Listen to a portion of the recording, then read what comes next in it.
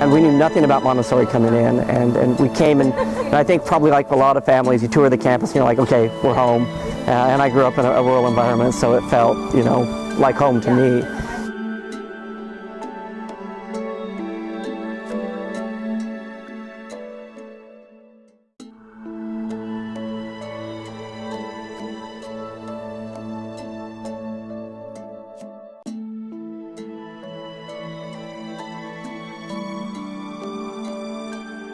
I think the biggest thing that we learned and why we kind of fell in love with the Montessori philosophy is that, our son's now 7.5, and I think if we hadn't come here, we'd probably still be dressing him and helping him do all these things himself. We had no clue the level of independence you could have even for a 2-year-old. And it was kind of shocking our first day here that Gavin's teacher said, does your son pour his own milk? And we're like, no, he's 2, he can't pour his own milk. And sure enough, you get them small, dishes and everything, and they absolutely can do it. They can wash, they can put away, they can dress themselves.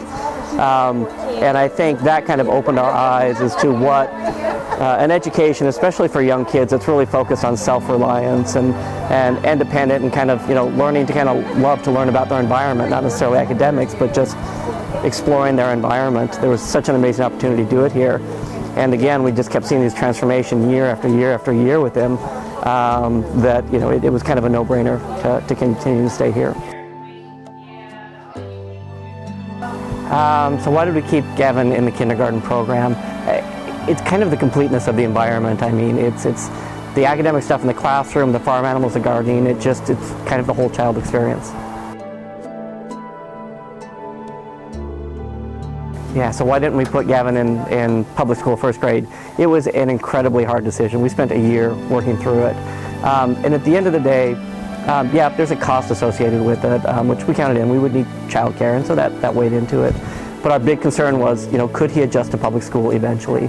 And through talking with teachers and actually even talking to former students, it became clear that transition is not a big deal. And if you think about it, they make transitions all through their life. And so this is just one more. And so once we felt comfortable with that, it was a pretty easy decision.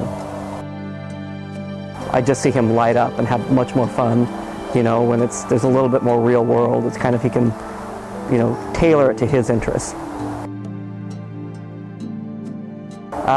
He's definitely an observer. He has always been an observer. He'll sit back and he'll study things. And then when he feels comfortable, he jumps into it. And I think the environment in Montessori really lends itself to that, where, he can't just sit back and not do anything the whole time, but he has the freedom to do that. And when he is ready to jump in, he's all in, and he obsesses like all other kids about whatever he's working on.